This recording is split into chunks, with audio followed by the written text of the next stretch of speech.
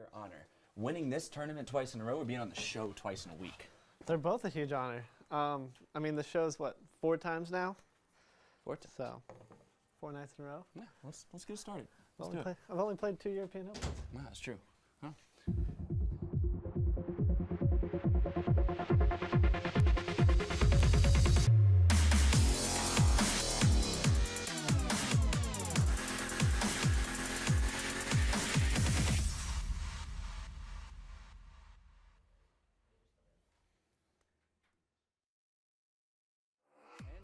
The Insider Show, the drama on the hole 16 island. If you didn't check it out on Wiley Arena, we're going to recap it with our very own Paul McBeth. The champions have been crowned. Katrina and Paul are back. Scandinavian Open, European Open, 2 tournaments in a row, 2 majors in a row. How are you feeling right now? Are you tired? Are you happy? A little combination of both? Or? Oh, it's definitely a combination of both. I'm really sore right now, but I mean, I got a few days off or weeks off right now, so preparing for the World Championships. Well, tell everybody what happened. Tell everybody why you're sore if they didn't get to check the broadcast earlier. What's going on? I mean, the rainy conditions, a lot of slips out there.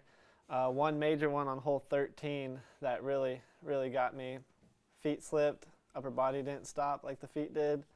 Kind of tweaked my lower back, and it's definitely stiff right now, and hopefully it's just a little temporary thing that just needs a little bit of rest and stretching and some heating pads. It doesn't sound like it's that good for a plane ride coming back going to the States. It's a rehab, and how long do you have until Worlds before you need to go there? Oh, well, I definitely got to start preparing for Worlds, so I'll be doing a lot of putting because that's really the only thing that's comfortable right now. But I think I have 2 weeks before I have to start practicing the courses at Pittsburgh. So. And the adrenaline had to be flowing in the round today. It was an absolute battle between you and Ricky. It was fun to watch. You know, got to do some commentary with Avery, and we were just amazed at the way it went down. Some was the way we predicted. Some was different. You know what? Let's go right to it. Let's take a look at 16 through 18 from our live feed today, and let's break it down. Start us off, hole 16. And Ricky's already thrown in bounds here. Yeah, he actually just hit a cameraman and was able to stay in bounds. So I knew the second shot's a pretty simple sidearm for Ricky, at least. I knew I had to put it in bounds and put my second shot on the island if I even wanted a chance to win this. Now, Ricky did go a little wider on that hyzer, so you were furthest out. You took the first shot. Was that intentional? Was this, you wanted to put the pressure on him right there? When we stepped up to our shots, we were real similar, and I told him I'd go right away. So I wanted to put the pressure on him, and I knew it put pressure on me to put it on the island, and that's what I enjoy, is that pressure moment. And 17, a very treacherous hole, and you're going to go for a mid-range. You're going to play it a little bit safer, and this is a scary moment from this camera angle because that slopes really very quickly towards the OB. Yeah, I threw it a little bit higher than I wanted, and luckily it was a mid-range and stopped, and I had that putt right there. It looked so open and so tempting to go for, so I had to, and kind of scared myself going over the basket, but that putt right there was right there in the center, so it felt good. It was reminiscent of a quick moment when I heard it hit the basket where I was thinking, oh no, European Masters 2014 all over again, but it didn't roll, and you played the same great hyzer to that corner just like you had done all week, and this is really this is the clutch moment right here because Ricky played a great drive on 18, got way far up the fairway, and then you're a little long on that upshot. Did you ever think about going for this right here? No, not at all. I knew I had 2 strokes, and the whole goal was to take a par on it. And with those 2 strokes, to just lay it up and take the 4 and walk away as a champion. And what is, now that you've won this tournament twice, what's the biggest thing that you take away? I mean, you're McBeast on the Beast. What's the biggest takeaway now? I mean, it's always been the same. When I win a tournament, I don't feel like I'm a true champion until I can defend that title. And it's the same thing with this tournament. I won it 2 years ago and on this course, and this year I wanted to come back and prove that it wasn't a fluke and that I can play here in Finland and in Nokia, and I felt like I accomplished that pretty well today. Fair enough. I do have to ask though, you just said something that really struck me. Who said it was a fluke? Probably. I mean, there were moments out there 2 years ago that I wasn't as good, or as well-rounded as I am now. So I think, I just felt like I had to go out there and prove it to myself and, and the people here who enjoy disc golf, to prove that I can come back and play well. And taking that to the bigger picture, you're holding yourself to a higher standard than probably even the fans are holding you to. What's that like? I mean, are you gonna? How far can you go with that? I'm gonna go as far as I can. I don't think there's a limit to where any one player can go. So I want to keep pushing as far as I can and see how many tournaments I can play well in consistently and compete in. And that's the main goal, is always be in contention. That's my main goal, and that's why I practice as hard as I do and want to be as prepared as I can be. Is because I enjoy those moments, like today, tied up with 4 to go in front of national, television. So thousands of fans. Yeah, thousands of fans, and then the live broadcast. So those are the moments I live for and train for and prepare for. We had this discussion. Avery and I talked about this on the broadcast. So I wanted to ask you, where does this rank in your mind in your series of victories? You obviously have a huge collection of accolades in disc golf. Where does this rank for you? It's definitely up one of the tops, especially with UC and his crew, the things that they're doing for the sport, and the way that they're promoting the sport and us as players. It's definitely up there with the world titles, because it is such a big deal. It's the biggest tournament I play outside of the U.S. or outside of the world in USDGC.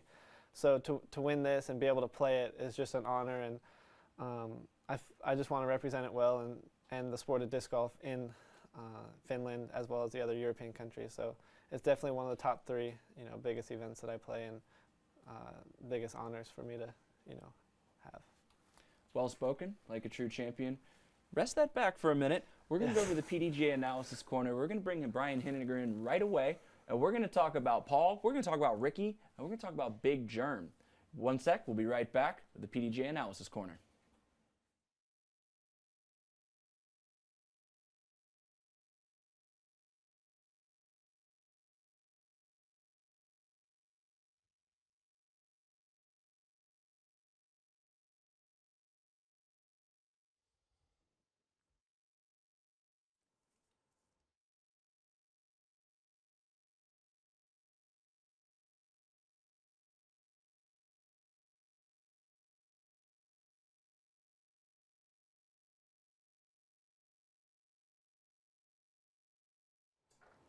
Now, that wasn't silent by accident. That was intentionally silent. That is courtesy of our Antelope high-speed camera, 3,200 frames per second. Disc golf has never looked so beautiful.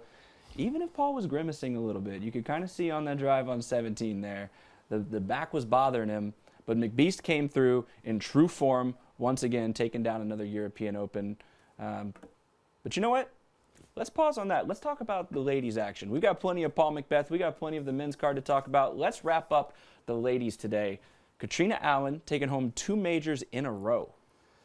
Wow, she had a fantastic Scandinavian swing. Here at the Beast, she managed to birdie half of the holes over the course of the week, 9 different holes. She would have won by a couple shots more had she not triple bogeyed 18 today to finish, the very same hole where she had that remarkable 3 on Friday to cap her record-breaking round. So she took everything from a 3 to a 7, including, I believe, a par and a 6, if I remember right.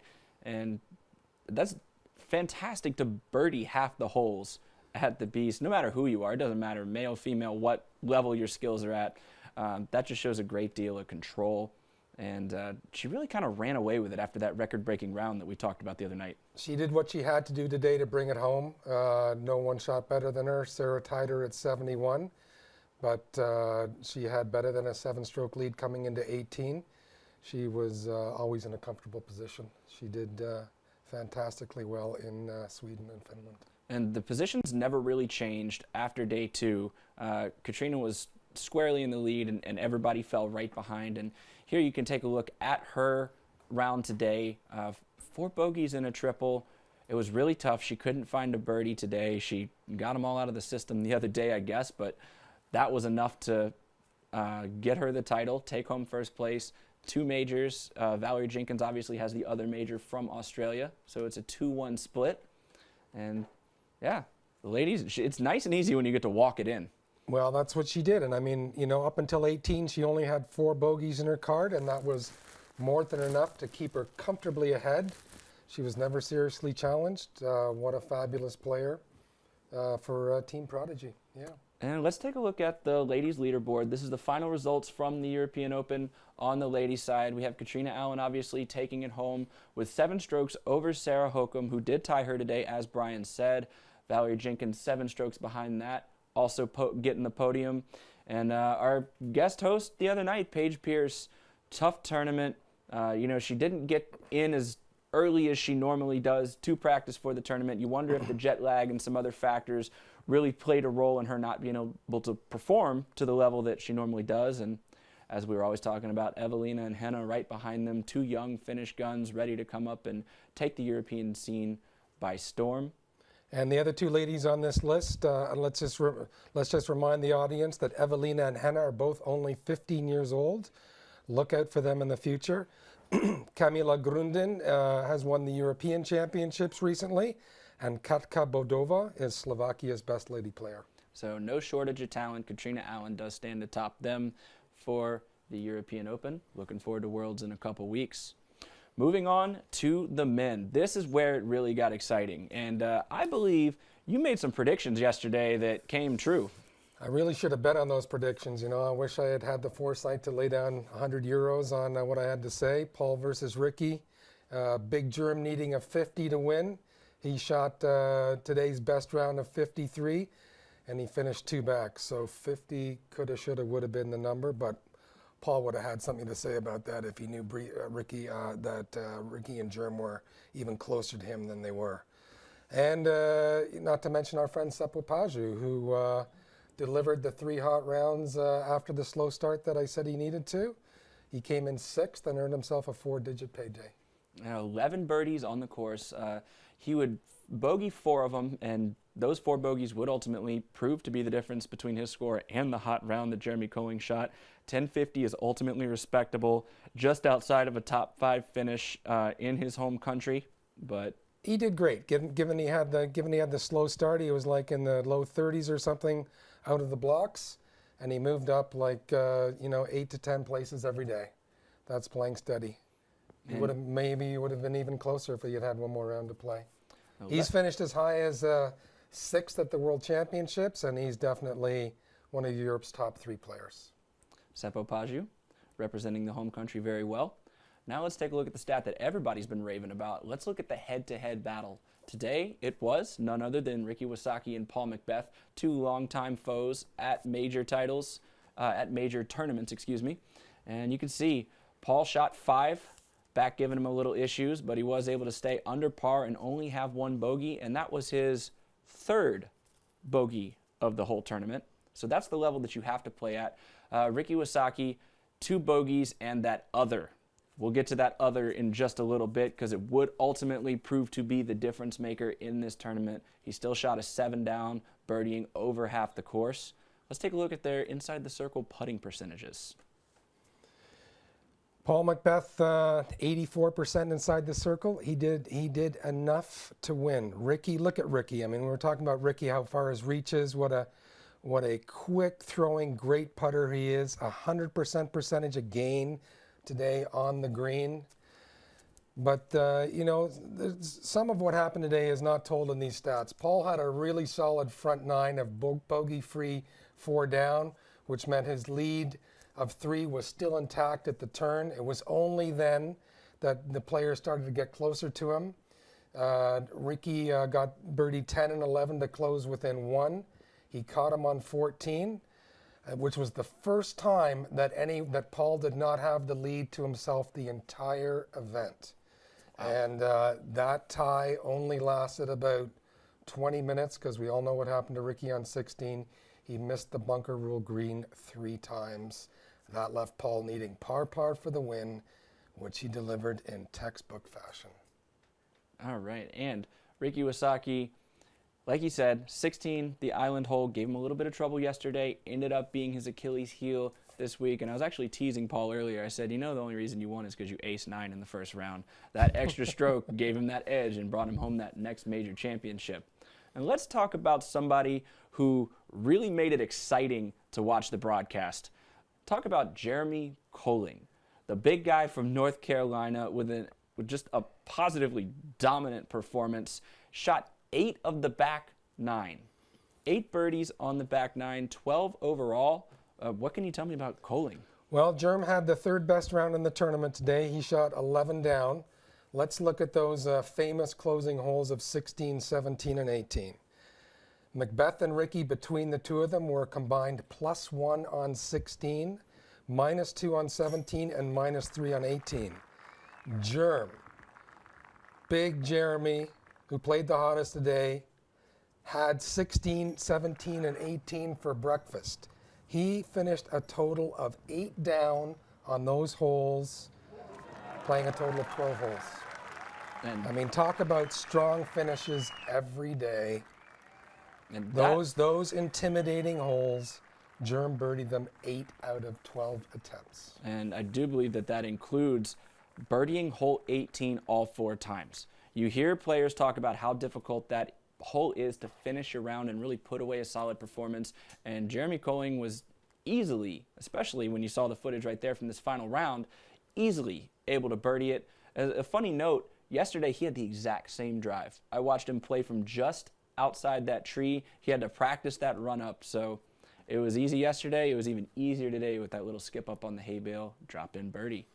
Shout out to Big Jerm. I mean, he almost brought it back all the way. And for his efforts, he's got himself a 3rd place finish, a bronze medal, and a sweet paycheck. Kudos to Big Jerm. Let's take a look at how the rest of the MPO field fared at the Beast. We already talked about Paul, Ricky, and Jeremy. Will Schustrick fell off the pace early, struggled to catch back up, and just ultimately wasn't able to break back into the pack. I know he has a lot of fans back in the States that are a little disappointed, but he still turned in a very solid 25 under par. He was able to shoot 2 down today. And KJ Nybo, what happened to him today? Well, first of all, I don't think anybody should be disappointed with Will's Scandinavian swing performance. He was 2nd last week and 4th this weekend, which was basically the 2nd best overall performance. Of course, you want to win. But, there were about 125, 130 open division players in both events, and he had the 2nd best overall performance. So kudos to Will. KJ, I got a stat for you on KJ. Now, we talk about how we all know it's easier to birdie a hole in disc golf than it is in ball golf, but I don't think we've ever seen an 18 down round on an 18-hole course, let alone on a beast of a course. The course record here was 12 down.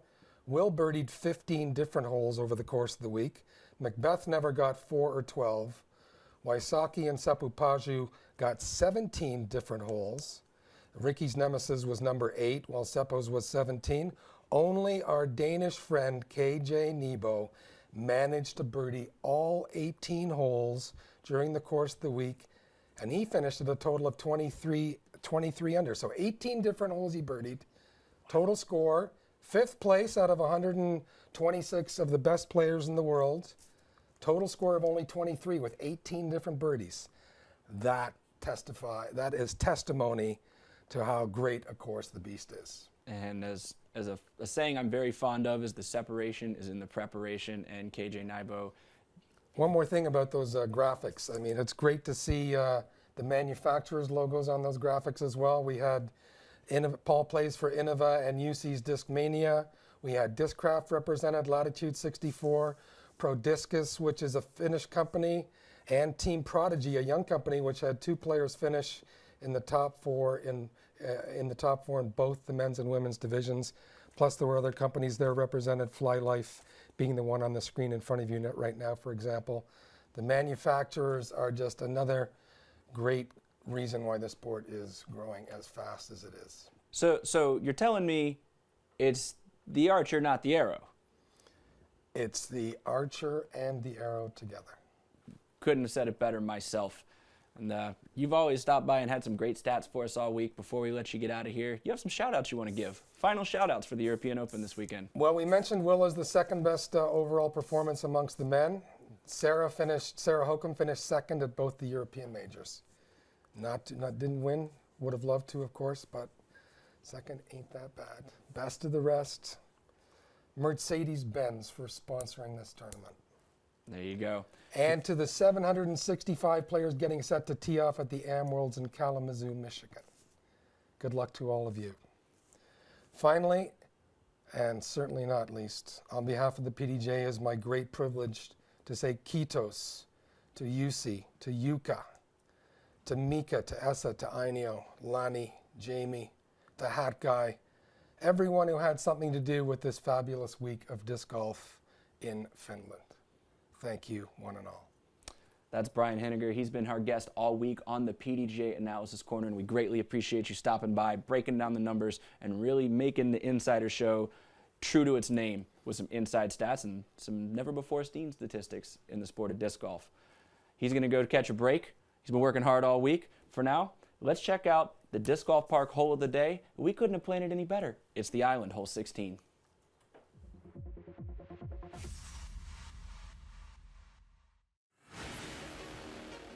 Hole 16, it's a par 4, 222 meters, so it's relatively long par 4. The biggest challenge on this hole is the island green. So you need to reach the island green, and it also has the bunker hazard rule. So every shot going to the OB will need to reshot with no penalty. The hardest, most difficult hole to par on the entire course. I'm trying to lay up about 140, 150 meters, looking at about 460 to the sweet spot, and then crossing over entirely across OB to the little half-moon shaped circle of the island.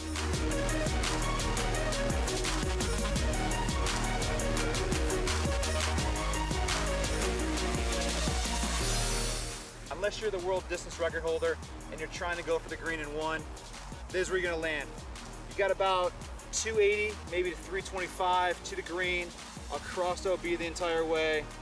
Very small island green. You're trying to hit it on the hillside, stay close, drop in your 33.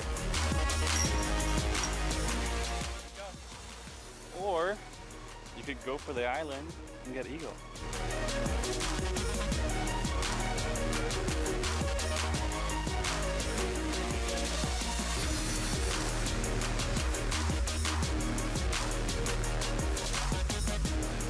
Probably not my game plan during the tournament, but who knows, if I'm 3 strokes back, I got that in my pocket.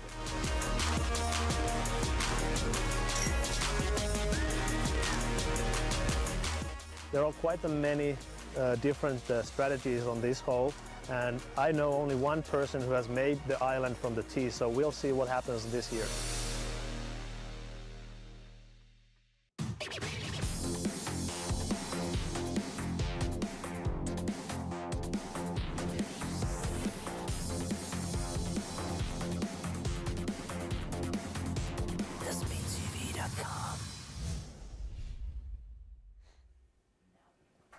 And we're back again with our co-host of the evening, the man of the hour, Paul McBeth. And who's this young gun right here? Guys, if you don't know, welcome in my good friend Drew Gibson out of Sacramento, California. Is that specific enough? That's correct. All right. Drew, top 10, finish at a major. How are you feeling right now? Pretty good. I feel really good about my performance this week. I had started out kind of rough with my 61, played the front 9, not so hot.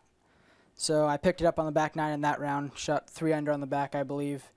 And then today I had kind of this similar story. I shot 2 great middle rounds. I shot a 59 and a 56, which both moved me up, 10 spots each, I think. So going in today, I was just hoping to play, the same as I did the middle 2 rounds, and just the front 9 kind of bit me today. I started out mediocre, then I kind of had a little slump of couple bad kicks and breaks, and picked it up on the back 9 to still shoot under par and stay in the top 10. And the first time playing on TV.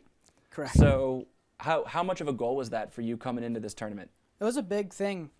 Going into the 3rd round, Nate Sexton and I were talking about, we want to be on the TV, and he was like, oh, it's going to be tough to get on, the TV from where I was, at least. I think I was in like 30th place. Then I shot the 56, which jumped me, pretty high up there. And I was like, then my goal was, or 59, and then my goal was I want to make it on the board. There's only 8 players that make it. So the whole round I was kind of hunting the board. And when I shot the 56, I ended up beating Seppo by 1 stroke to beat him out for the board, which was actually a big goal of mine, to actually just get my name on the big board that everyone can see. So you went ahead and answered my next question. I was going to ask you, how would you define success in your own mind for this tournament? But you made TV, first top 10 major finish, I believe. Yeah. Made the board, so you see your name coming up. How special was that? What was that feeling when you got, to the top of 18 on the final day? I mean, it was a really special experience. There's no event that I've ever played that's like this. Where everything, there's banners everywhere, there's rope. I mean, there's people, they can't get on the fairway. A lot of tournaments, you can stand 10 feet behind Paul while he's throwing his upshot. This is a tournament where they're pretty strict about where you're supposed to be as a spectator and the visualization of the tournament, how they want you to actually perceive the place.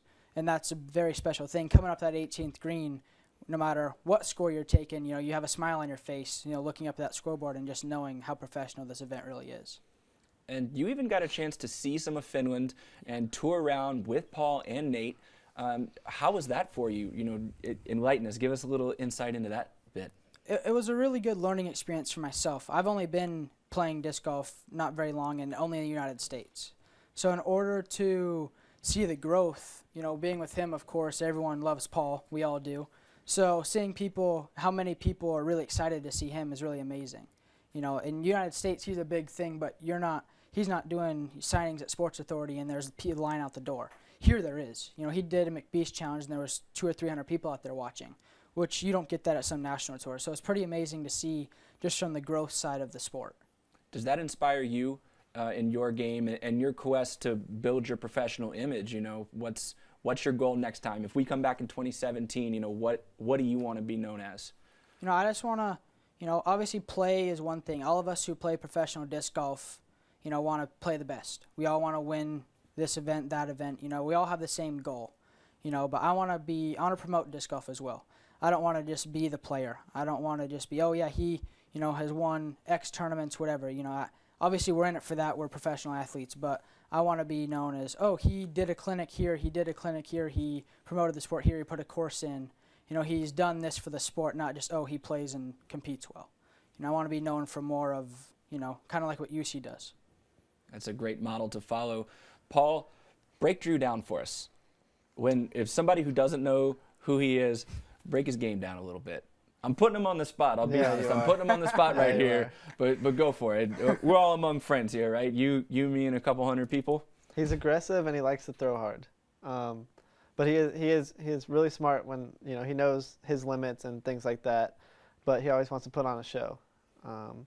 So, I mean, that's the only thing I see Drew needs to work on here in the next few weeks, is playing more for himself, and playing a score instead of throwing the big shot, similar to Simon. Yeah, I mean, he's great all around. He's got the power that a lot of people don't have. His upshot and putting, they're up there as well. But I know he's always out there trying to get better. He wants to work on that. He always says that's the weakest part of his game. So he's out there, throwing mid-ranges, putting. But yeah, Drew can definitely put on a show, and when he gets it together, there'll be fireworks. And I've long said, I've known Drew for a couple years now, being in the Northern California area. He has one of the smoothest forms I've ever seen. Absolutely beautiful to watch him throw a disc, especially the way he throws mid-ranges. So check out some footage of Drew throwing a rock. It's fantastic to watch. You know what? Speaking of some really good shots, there's some other guys with some really awesome form in this tournament. We put together a top 10 shots for the entire week. You guys ready to see it? We're ready. Let's see it. Top 10 shots from the European Open. And coming in at number 10, none other than our very own Paul McBeth. Look at you. President's Cup. Twice you've done this now. Yeah, 2 years ago, same shot, right out of bounds, and was able to toss that one in right there, and I gave Nate a little shout right there. Paul and Nate playing against KJ and Juho Parviainen. Here's Seppo Paju yesterday from behind the trees, can't see the basket, throws an anti-putt over the water, 3 save. He was out of bounds, and really happy about that. Propelled him into a great rest of his round and a great round today.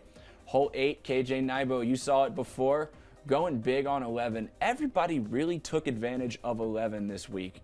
This is the first of a couple ace runs, and you see he really wanted that one. Number 7, Paul Ulibarri. We're talking about taking advantage of 11. You guys saw it yesterday. Round 3 on Saturday. Almost just off the band, right on the Budget Sport logo. Easy tap in birdie. And here's Paige Pierce. Big highlight outside the circle. Big jump putt. Another save. I believe it was a par or a bogey save, but a great way to end a round when you putt like that. Coming in at 5. Jeremy Colling. Final round. Watch this skip. Right up onto the hay bales. Tap in birdie for an 11. Great score. Ricky Wasaki. He had a tough hole 16. This is today. Look at the focus on his face, and he throws a massive forehand. He knew it was now or never. Take advantage of the shot. Paul had thrown where he's not going to get the birdie very likely. And a great forehand play by Ricky Wasaki. Curling the pin. Tap it in. Let's go to 3. Ilari Tuoma. Sorry if I said that wrong. We've had a few aces here this week. I don't think I've ever seen this many aces at a major in my time. Skip in. You called an ace on 2, Paul, and Ilari took it right from you. Number 2, Katrina Allen. This is to cap off her record-setting round, and stays in. Just in weak side. Nice round. Great rating. Number 1. Of course, when it has to happen, when he needs it, he set him up and he knocked him down. Paul McBeth with the Nate Sexton Firebird. Will it skip? Will it stay? Nice curl. I think you got that putt. Let's go. And that is the top 10 shots of the European Open 2015. You'd have to see him to believe him, except we just got to show him to you. How do you feel? Do we have any disagreements? No, I mean, I'm just seeing all these shots. Puts me back in that tournament mindset. So it's exciting to see them, and just seeing all the great players throw all these shots, and yeah, it's fun. Well, you can obviously see why you only won by 1 stroke when there's so many great shots like that at a tournament. And oh yeah, we wanted to give you guys a shout out. If you use hashtag Open Disc Golf, let us know what you think of our top 10. What do we get wrong? What do we get right? What's your order? Give us if you're on Twitter, Open Disc Golf, Facebook, we can also check that as well. And before we get out of here, I want to talk to you guys about Worlds. Worlds is coming up. You're hunting a Grand Slam. You're hunting a big Grand Slam this year with 5 majors. How are you going to prepare? I know you're going to say stick to the game plan. I'm going to go ahead and take those words out of your mouth. What's the game plan? What's the preparation that's going to separate you at Worlds this year? I know it's a lot more wooded, courses than we typically play. And then there's a new course I've never seen before. So it's get out there early, check out these courses, figure out the lines, and then once I know what the courses are, it's just go out there and practice those shots. I don't necessarily need to play the course to work on these shots, but once I know the lines I need to throw, I'll work with those discs for those certain lines until I feel, extremely confident in them, and then it's game time. Once the tournament starts, this is what I'm doing at every course, on every hole, and that's it. No changing last minute, because that's when mistakes happen. And you were telling us an interesting stat about your performance in the majors, which was? Which one? 8, I believe you said 8 of the last 9? 5 of the last 6. 5 of the last 6? Yeah. There are numbers in there. I'm not a math guy. I'm the talking head. 5 of the last 6.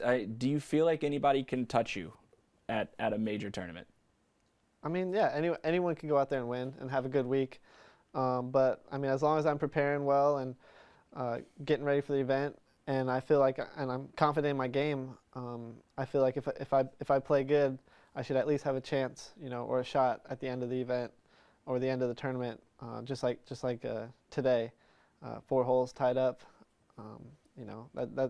That's what I play for, and I enjoy those moments, and that's what I'm prepared for. So those pressure moments it's hard to just put into words, but if I feel like I'm on my game, it'll be tough for someone to beat me. Well spoken. Drew, top 10 in a major, first time on TV. You accomplished all your goals. You deserve to feel very accomplished for what you've done this week. What's your next step? I mean, just keep practicing. I mean, like Paul kind of mentioned, I like to putt. I mean, I putted really good this week, and that's probably why I got top 10. The round I shot at 56, I think I maybe missed one putt in the circle, and it was probably 31 feet. So I was, all week I putted pretty solid. Haven't really had any small mistakes in the circle, which that's how rounds used to get away from me.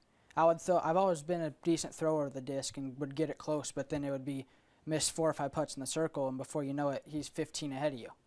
I mean, here. So I've been trying to tighten up my game putting-wise. I had a throw-in this week, saved a birdie on hole 15, I believe that is. And so I've been working on my upshot game and my short game a lot. So that's kind of my goal going to the World Championship. I get to go home actually for 8 days, kind of rest up, recoup a little bit, and I'm just going to work on my putting and my upshots. I feel like I've never been to Pittsburgh before, but if the courses are as wooded as they say they are, the upshot's going to be a very valuable tool. And if you don't get down the fairway, you're going to have to throw an upshot and probably make a good putt. So that's my goal, is just make sure all my tools are ready for the event. Level-headed, intelligent with the words. Can you believe the kid's only 19? Looking forward to great things from Drew. Looking forward to continued greatness from Paul McBeth. Thank you guys both so much for joining us on our wrap-up version of the Insider Show from the European Open 2015. I've been your host all weekend. Very happy to be here. Happy to be sharing these moments with you. I'm Jamie Thomas, and I got to give a big shout out to the technical crew. Thank you guys so much, the camera crew, everybody that you can't see right now. They have worked hard all week to bring you guys this content, so please show them some love when you're on social media. And finally, as one last treat to you guys, as we leave you, we're going to bring photo reel.